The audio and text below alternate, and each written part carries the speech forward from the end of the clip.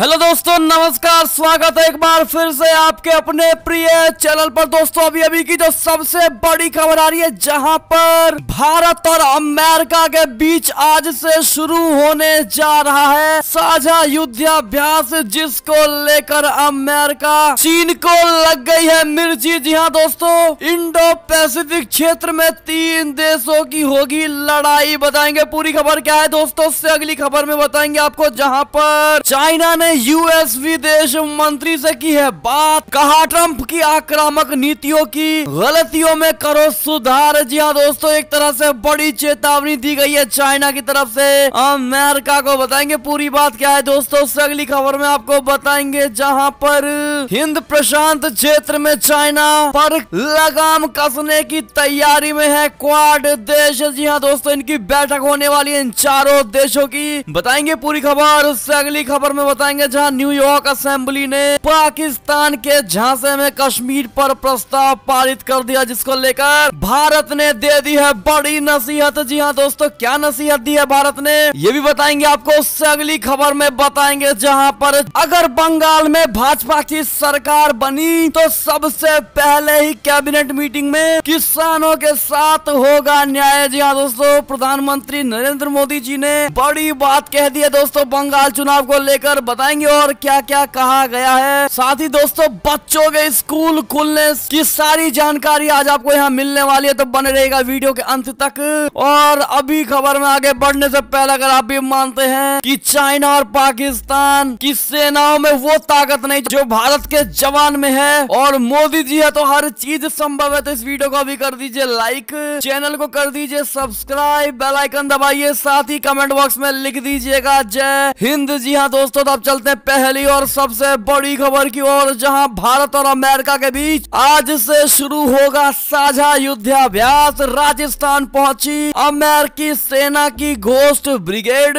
जिसको लेकर चीन को लग गई है मिर्ची। जहां इंडो पैसिफिक क्षेत्र में 3 देशों की लड़ाई। जी हाँ दोस्तों, राजस्थान में होने वाले भारत अमेरिका युद्धाभ्यास को लेकर चीन बौखला गया है। हिंद प्रशांत क्षेत्र में वर्चस्व बनाने को बेताब चाइना। भारत अमेरिका मिलिट्री युद्धाभ्यास से पहले ही डर गया है दोस्तों। चाइना के डर का आलम यह है कि उसने युद्धाभ्यास शुरू होने से पहले ही भारत को नसीहत देनी शुरू कर दी है। चीनी सरकार का भोपू ग्लोबल टाइम्स ने अपनी रिपोर्ट में भारत को अमेरिका का मोहरा तक कह दिया है दोस्तों। ग्लोबल टाइम्स ने चीनी एक्सपर्ट के हवाले से लिखा है कि भारत को इंडो पैसिफिक यानी हिंद प्रशांत क्षेत्र में वर्चस्व बनाने के लिए अमेरिका के साथ युद्धाभ्यास को लेकर उत्साहित नहीं होना चाहिए, क्योंकि जो बाइडेन प्रशासन भारत को चीन के खिलाफ सिर्फ एक मोहरा की तरह इस्तेमाल कर रहा है। इसके अलावा ग्लोबल टाइम्स ने भारतीय मीडिया पर इस युद्धाभ्यास को बढ़ा चढ़ाकर दिखाने का आरोप लगाते हुए आलोचना की है दोस्तों। चीनी भोपू ग्लोबल टाइम्स ने अपनी रिपोर्ट में भारतीय मीडिया की आलोचना करते हुए कहा है कि भारतीय मीडिया जो बाइडेन शासन काल में भारत अमेरिका के बीच होने वाली मिलिट्री एक्सरसाइज को लेकर काफी उत्साहित है। भारतीय मीडिया का कहना है कि इस मिलिट्री डील से दोनों देशों की सेना और नजदीक आ जाएगी, साथ ही आतंकवाद के खिलाफ लड़ाई में इस मिलिट्री एक्सरसाइज से काफी ज्यादा फायदा मिलेगा। जी हाँ दोस्तों, ऐसे में भारत और अमेरिका के इस साझा युद्धाभ्यास को लेकर चाइना जिस प्रकार से बौखलाता हुआ नजर आ रहा है, आप इनकी बातों से देख ही पा रहे होंगे दोस्तों। ऐसे में आपकी क्या प्रतिक्रिया होगी दोस्तों, और जब युद्धाभ्यास से चाइना इतना घबरा रहा है दोस्तों, और जब वाकई में भारत और अमेरिका मिलकर युद्ध करेंगे चाइना के साथ, अब उसका क्या हाल होगा, आप कमेंट करके जरूर बताइएगा दोस्तों। देखते हैं क्या कहते हैं आप लोग। चलते हैं अगली खबर की ओर, जहां पर चाइना ने यूएस विदेश मंत्री से की है बात। कहा ट्रंप की आक्रामक नीतियों की गलतियों में करो सुधार। जी हाँ दोस्तों, चाइना ने जो बाइडेन प्रशासन के साथ अपने पहले संपर्क में शनिवार को अमेरिका से पूर्व राष्ट्रपति डोनाल्ड ट्रंप की बीजिंग के प्रति आक्रामक नीतियों की गलतियों को सुधारने के लिए कहा है। साथ ही चाइना ने कहा है कि अमेरिका के साथ उसके संबंधों में ताइवान सबसे महत्वपूर्ण और संवेदनशील मुद्दा है। अपने कार्यकाल के दौरान ट्रंप अमेरिका चाइना संबंधों के सभी मुद्दों पर आक्रामक रूप से आगे बढ़े थे। इन मुद्दों में व्यापार, युद्ध, विवादित दक्षिण चीन सागर पर चीन के दावे को चुनौती देना, ताइवान को उसकी लगातार धमकी, शिनजियांग शिनजियांग में उइगर मुस्लिमों को हिरासत में रखना, कोरोना वायरस को चीनी वायरस बताना शामिल है। जी हाँ दोस्तों, अमेरिका के नवनियुक्त विदेश मंत्री एंटोनी ब्लिंकन और वरिष्ठ चीनी राजनयिक यांग जिएची ने शनिवार को फोन पर बातचीत के दौरान उन मुद्दों पर चर्चा की जो अगले 4 वर्षों में दुनिया की 2 शीर्ष अर्थव्यवस्थाओं के बीच संबंधों को आकार देंगे। चलते अगली बड़ी खबर की ओर, जहां पर हिंद प्रशांत क्षेत्र में चीन पर लगाम कसने की तैयारी में स्क्वाड देशों द्वारा हिंद प्रशांत क्षेत्र में चाइना की दादागिरी पर लगाम लगाने के लिए जल्द ही बैठक हो सकती है। क्वाड देश जिनमें अमेरिका, भारत, जापान और ऑस्ट्रेलिया शामिल है, जिनके नेताओं की बैठक की तैयारी की जा रही है। अमेरिकी राष्ट्रपति जो बाइडेन स्क्वाड को लेकर काफी उत्सुक है। अमेरिका के राष्ट्रीय सुरक्षा सलाहकार जैक सुलिवन ने स्क्वाड को हिंद प्रशांत में पर्याप्त अमेरिकी नीति बनाने के लिए एक नींव करार दिया है। सूत्रों के मुताबिक अमेरिका पहले ही सदस्य देशों के नेताओं की ऑनलाइन बैठक करवाने का प्रस्ताव पेश कर चुका है। जी हाँ दोस्तों, खबरों के मुताबिक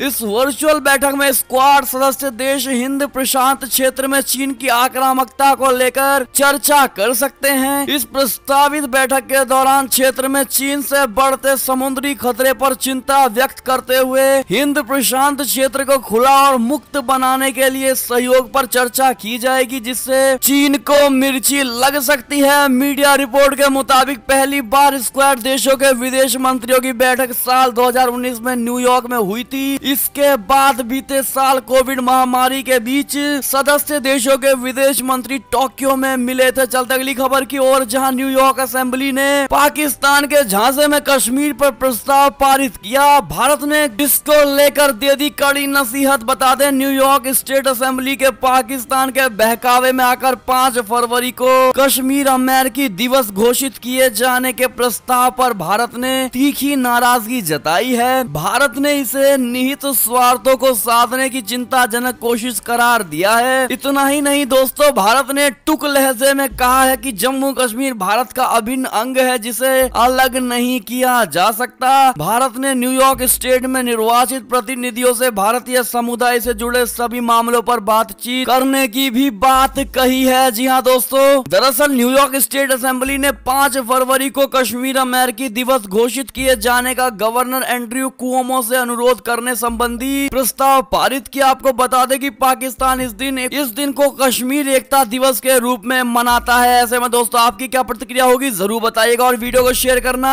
बिल्कुल मत भूलिएगा। दोस्तों चलते हैं अगली खबर की ओर, जहां चाइना ने ऑस्ट्रेलिया में पढ़ने वाले अपने छात्रों के लिए जारी किया है चेतावनी पत्र। जी हाँ दोस्तों, चीन के शिक्षा मंत्रालय ने ऑस्ट्रेलिया में पढ़ाई कर रहे चीनी छात्र छात्राओं की सुरक्षा के बाबत एक ताजा चेतावनी पत्र जारी कर दिया है। मंत्रालय ने कहा है कि चीनी छात्रों को ऑस्ट्रेलिया जाने से पहले वहां स्थानीय लोगों की चीन विरोधी मानसिकता और देश में मौजूद जोखिम पर विचार कर लेना चाहिए। उल्लेखनीय है कि हाल ही में ऑस्ट्रेलिया में कई स्थानों पर चीनी छात्रों पर हुए हमलों ने उनकी व्यक्तिगत सुरक्षा के लिए गंभीर खतरा पैदा कर दिया है। जून 2020 में ऑस्ट्रेलिया के लिए पहली चेतावनी जारी करने के बाद 2021 में चीन ने पुनः चेतावनी जारी की है। जी हाँ दोस्तों, चलते अगली खबर की ओर, जहां पर सरकार ने खालिस्तान और पाकिस्तान समर्थक 1178 ट्विटर अकाउंट पर कार्रवाई करने का दिया है निर्देश। जी हाँ दोस्तों, किसान आंदोलन की आड़ में भारत में दंगा व अशांति फैलाने के उद्देश्य से विदेश से लगातार ट्वीट किए जा रहे हैं। इनमें सैकड़ों ट्वीट पाकिस्तान व खालिस्तान समर्थक हैंडल से किए जा रहे हैं। इलेक्ट्रॉनिक्स एवं सूचना प्रौद्योगिकी मंत्रालय ने भारत की एकता एवं अखंडता के लिए खतरा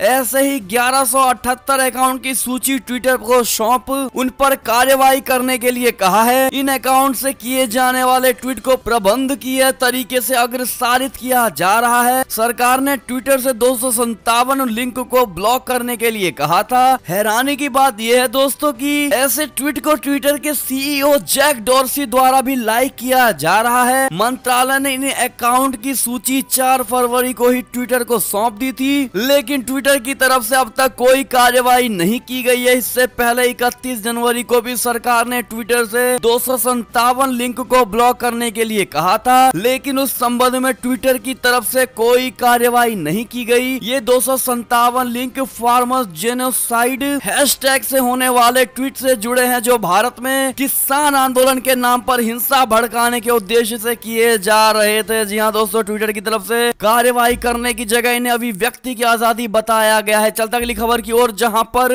चीन को परेशान कर सकती है जो बाइडेन प्रशासन की आर्थिक प्राथमिकताएं। जी हाँ दोस्तों, जो बाइडेन प्रशासन ने अपने शुरुआती दिनों में संकेत दिए हैं कि उन आर्थिक नीतियों से हटने को तैयार हैं जिन पर देश पिछले 4 दशकों से चलता आ रहा था। इसका सबसे ठोस संकेत पिछले शुक्रवार को मिला जब उपराष्ट्रपति कमला हैरिस ने अपने हस्तक्षेप से सीनेट में जो बाइडेन के 1.9 खरब डॉलर के कोरोना राहत पैकेज को पारित करने का रास्ता साफ कर दिया। सीनेट ने पहले वो प्रस्ताव पारित किया जिसके तहत अब साधारण बहुमत से इस प्रस्ताव को पास किया जा सकेगा। इस प्रस्ताव पर 100 सदस्य सदन में पक्ष और विपक्ष में 50 से 50 वोट पड़े हैं। तब उपराष्ट्रपति ने अपने टाई ब्रेकर वोट से प्रस्ताव को पास कराया था। जी हाँ दोस्तों, ऐसे में चलते अगली बड़ी खबर की ओर, लेकिन उससे पहले अभी तक आपने इस वीडियो को लाइक नहीं किया है तो फटाफट से इसको लाइक कर दीजिए। दोस्तों बात करते हैं अगली खबर की ओर, जहां दुनिया भर में हुई आलोचना तो सीधे रास्ते लौटी म्यांमार की सेना। देश में बहाल हुआ आंशिक इंटरनेट। जी हाँ दोस्तों, म्यांमार में रविवार को आंशिक रूप से इंटरनेट बहाल यानी रिस्टोर कर दिया गया। नेट ब्लॉक ने इसकी जानकारी दी है। सेना द्वारा म्यांमार में तख्ता पलट किए जाने के बाद इंटरनेट पर राष्ट्रव्यापी रोक लगा दी गई थी। हालांकि इसके बाद भी लोगों का सेना के खिलाफ प्रदर्शन नहीं रुका है। बड़ी संख्या में लोगों ने सड़कों पर उतरकर सेना द्वारा किए गए तख्ता पलट और निर्वाचित नेता आंग सान सू की गिरफ्तारी को लेकर नारेबाजी की। सोमवार को तख्ता पलट होने के बाद से ही प्रदर्शनकारियों की भीड़ बढ़ती जा रही है। जी हाँ दोस्तों, इंटरनेट पर निगरानी रखने वाली सर्विस नेट ब्लॉग ने ट्विटर पर कहा है कि इंटरनेट ब्लैकआउट के बाद कई मोबाइल सर्विस प्रोवाइडर्स ने स्थानीय समय अनुसार दोपहर 2 बजे से म्यांमार में इंटरनेट कनेक्टिविटी के आंशिक बहाली की पुष्टि की। सेना के आदेश पर शनिवार को म्यांमार साइबर अंधेरे में डूब गया था। हालांकि नेट ब्लॉक्स ने कहा है कि सोशल मीडिया प्लेटफॉर्म्स रविवार दोपहर तक बंद ही रहे, लेकिन कुछ मोबाइल ऑपरेटर की सेवाओं का उपयोग करने वाले मोबाइल फोन ग्राहक अब मोबाइल इंटरनेट डेटा और वाईफाई का उपयोग कर पा रहे हैं। चलते अगली खबर की तरफ दोस्तों, जहां पर जिनपिंग ने निभाई इमरान खान से दोस्ती तो पीएलए ने पाकिस्तानी सेना को भेजी कोरोना वैक्सीन की डोज। जी हाँ दोस्तों, पाकिस्तान और चीन की दोस्ती किसी भी देश से छिपी हुई नहीं है। एक दूसरे के यहाँ हो रहे मानवाधिकार उल्लंघनों से मुंह मोड़कर दोनों ही देश एक दूसरे की मदद को कई बार सामने आते रहते हैं। इसी कड़ी में चीन की पीपुल्स लिबरेशन आर्मी ने रविवार को पाकिस्तानी सेना को कोविड-19 वैक्सीन का पहला बैच सौंप दिया। इस तरह से पाकिस्तानी सेना पहली सेना हो गई जिसे चीन ने कोरोना का टीका दिया है। चीनी रक्षा मंत्रालय ने बताया है कि पीएलए ने इसके साथ ही कंबोडियन आर्मी के लिए भी रविवार को वैक्सीन भेजी है। चीन के कंबोडिया के साथ रिश्ते भी काफी करीबी हैं। चीन के रक्षा मंत्रालय ने रविवार को टीकों को भेजे जाने पर अलग अलग बयान जारी किया, जिसमें ये कहा गया है कि पाकिस्तानी सेना अपने चीनी समकक्ष से वैक्सीन सहायता प्राप्त करने वाली पहली सेना है। जी हाँ दोस्तों, ऐसे में आप समझ ही पा रहे होंगे दोस्तों कि पाकिस्तान से कितना ज्यादा मदद चाहिए चाइना को। जिस प्रकार से चाइना सबसे पहले अपना डोज पाकिस्तान को गिफ्ट कर रहा है, ऐसे में दोस्तों आपकी क्या प्रतिक्रिया होगी इस चाइना पाकिस्तान के मतलबी वाले दोस्ती को लेकर? अपनी राय जरूर दीजिएगा दोस्तों, इस पर कहना बिल्कुल मत भूलिएगा। हमें आपके कमेंट का रहेगा इंतजार। चलते हैं अगली खबर की ओर, जहां टूल किट खुलासे पर बोले प्रधानमंत्री नरेंद्र मोदी जी। कहा भारतीय चाय को बदनाम करने के लिए विदेश में रची गई है बड़ी साजिश। जी हाँ दोस्तों, प्रधानमंत्री नरेंद्र मोदी जी आज कल असम के दौरे पर थे। उन्होंने सोनितपुर जिले के ढोकिया जुली में असोम माला कार्यक्रम को लॉन्च किया। इस कार्यक्रम में प्रधानमंत्री नरेंद्र मोदी जी के साथ मुख्यमंत्री सर्बानंद सोनोवाल भी मौजूद थे। यहाँ एक रैली के दौरान प्रधानमंत्री मोदी ने टूल किट खुलासे पर भी हमला किया। प्रधानमंत्री नरेंद्र मोदी जी ने कहा कि षड्यंत्रकारी दुनिया भर में भारतीय चाय की छवि को खराब करने की कोशिश कर रहे हैं। प्रधानमंत्री मोदी जी ने किसान आंदोलन के टूल किट खुलासे पर कहा कि कुछ लोग इतना नीचे गिर गए हैं कि भारतीय चाय की छवि को भी नहीं छोड़ रहे हैं। जी हाँ दोस्तों, ऐसे में मोदी जी की बात का आप समर्थन करते हैं, हाँ या ना? अगर हाँ तो 0 से 100% में कितने % से समर्थन करते हैं हैं कमेंट में जरूर लिखकर बताइएगा दोस्तों। हमें फिर से रहेगा आपके कमेंट का इंतजार। चलते हैं अगली खबर की ओर, जहां चाइना के खिलाफ ताइवानी मीडिया का आया है बयान। कहा भारत और ताइवान एक साथ होने का वक्त आ गया है। जी हाँ दोस्तों, ताइवानी मीडिया ने भारत को चीन के खिलाफ अपने जैसी सोच वाले ताइवान जैसे देशों की टीम तैयार करने की सलाह दी है। ताइवानी मीडिया में शनिवार को प्रकाशित रिपोर्ट में कहा गया है कि पूर्वी लद्दाख में वास्तविक नियंत्रण रेखा यानी एलएसी पर हालांकि भारत ने चीन के घुसपैठ के प्रयास का उचित जवाब दिया है, लेकिन ये समय बीजिंग के खिलाफ squad Bharat, Japan, America, Australia का समूह को मजबूत करने और अपने जैसी सोच वाले ताइवान जैसे देशों के साथ हाथ मिलाने का है। ताइपे टाइम्स में प्रकाशित time for Taiwan India to team up लेख के मुताबिक पिछले 10 साल में भारत और ताइवान के प्रति चाइना के आक्रामक रुख में लगातार बढ़ोतरी हुई है। इस लेख के लेखक राहुल मिश्रा मलेशिया के कुआलालंपुर में मलाया यूनिवर्सिटी के एशिया यूरोप इंस्टीट्यूट में वरिष्ठ शिक्षक है। जी हाँ दोस्तों, ऐसे में क्या भारत को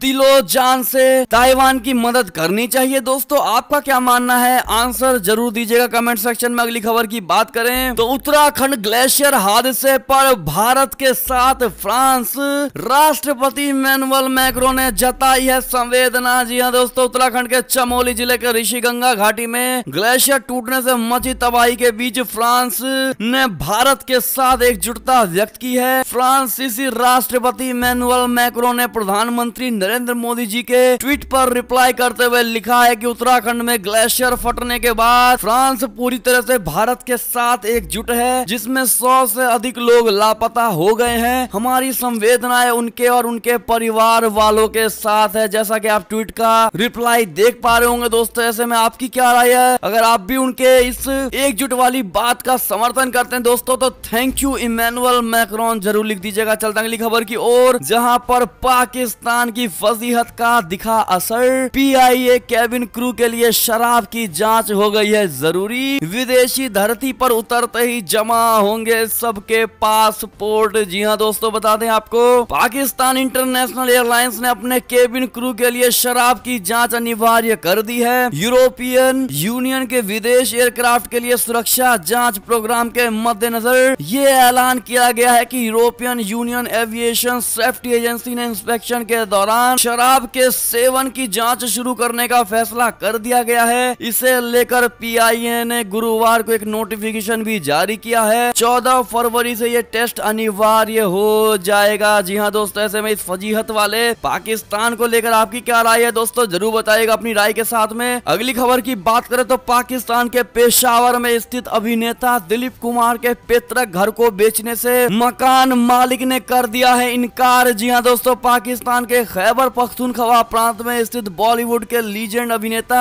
दिलीप कुमार के पैतृक घर को सरकारी दर पर बेचने का सरकारी प्रस्ताव मौजूदा मालिक ने ठुकरा दिया है। मौजूदा मालिक ने इस घर को प्राइम लोकेशन पर स्थित संपत्ति बताते हुए सरकारी दर के बजाय 25 करोड़ रुपए कीमत दिए जाने की मांग की है। प्रांतीय सरकार ने पिछले महीने पेशावर स्थित दिलीप कुमार के 4 मरला यानी करीब 101 वर्ग मीटर क्षेत्रफल वाले घर को राष्ट्रीय विरासत घोषित करने के लिए 80.56 लाख रुपए की कीमत लगाई थी। लेकिन इस घर के मौजूदा मालिक हाजी लाल मोहम्मद का कहना है कि जब भी पेशावर प्रशासन उनके संपर्क करेगा तो वो प्रांतीय सरकार से 25 करोड़ रुपए की मांग करेंगे। जी हाँ दोस्तों, ऐसे में अगली खबर की बात करें तो भारत नेपाल के बीच सीमा विवाद का असर नहीं। दोनों देशों ने कई इलाकों को जोड़ने वाली नई सड़क का उद्घाटन किया है। दोस्तों, भारत और नेपाल के रिश्तों में बीते कुछ समय से तनाव देखने को मिल रहा था, जिसकी वजह थी वहां की सरकार का सीमा के पास स्थित भारत के हिस्से में आने वाले इलाकों पर अपना दावा करना।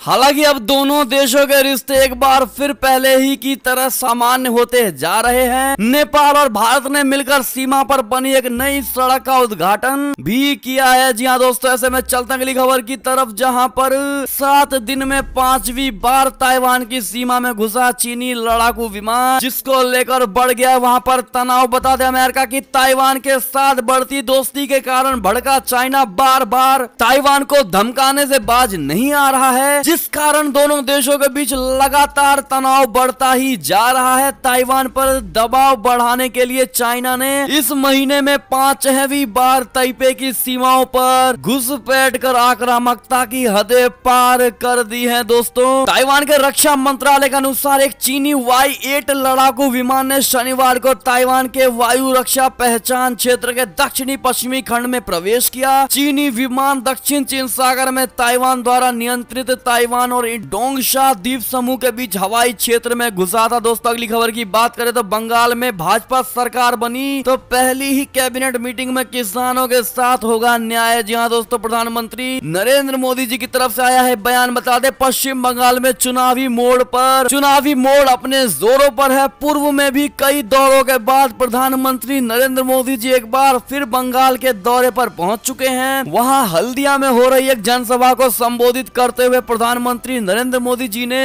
ममता बनर्जी पर जमकर हमला बोला है। प्रधानमंत्री नरेंद्र मोदी जी ने कहा है कि बंगाल में अगर आप यानी कि ममता बनर्जी से अपने अधिकारों की बात पूछ लेंगे तो वो बौखला जाती हैं, जहां तक कि अगर आप भारत माता की जय के नारे लगा दो तो भी वे नाराज हो जाती हैं। प्रधानमंत्री मोदी ने लेफ्ट और ममता बनर्जी को एक ही तरह की सरकार बताते हुए कहा है, ममता बनर्जी सरकार के पहले साल में ही क्लियर हो गया था कि बंगाल में परिवर्तन नहीं हुआ है बल्कि लेफ्ट का ही पुनर्जन्म हुआ। लेफ्ट के पुनर्जन्म का मतलब है कि भ्रष्टाचार का पुनर्जन्म, क्राइम, हिंसा और लोकतंत्र पर हमले का पुनर्जन्म। जी हाँ दोस्तों, उन्होंने साफ कह दिया है कि बंगाल में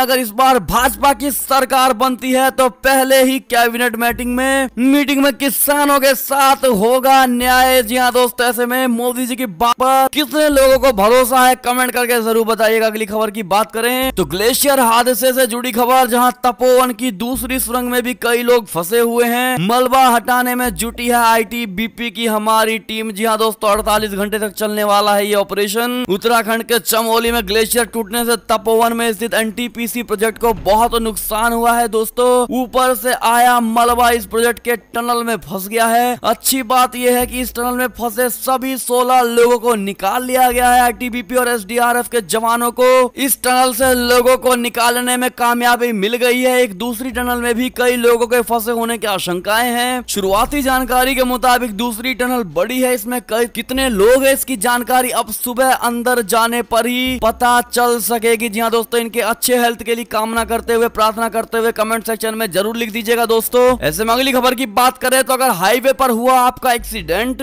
तो तत्काल मिलेगा आपका इलाज। जी हाँ दोस्तों, सरकार उठा रही है इसको लेकर बड़ा कदम। बता दे, देश में सड़क दुर्घटनाओं की संख्या में लगातार इजाफा देखने को मिल रहा है। आए दिन सैकड़ों लोग सड़क दुर्घटना के चलते अपनी जान गंवा रहे हैं। ऐसे में दोस्तों, सड़क परिवहन और राजमार्ग मंत्रालय एक बड़ा कदम उठाने जा रही है, जिसमें अगर किसी का हाईवे पर एक्सीडेंट होता है तो उसको तत्काल फ्री में इलाज मुहैया कराई जाएगी। दोस्तों, अगली खबर की बात करें तो कक्षा 6ठी से 8वीं तक के स्कूल 10 फरवरी व कक्षा 5 तक के स्कूल 1 मार्च से खुलेंगे उत्तर प्रदेश में। जी हाँ दोस्तों, और ऐसे में ये थी अब तक की सारी बड़ी खबरें। आपको हमारी खबरें कैसी लगी? आशा करता हूँ बहुत अच्छी लगी होगी। अगर जरा भी अच्छी लगी है तो हमेशा की तरह इस वीडियो को अपने भाई बंधुओं में व्हाट्सएप, फेसबुक, ट्विटर के जरिए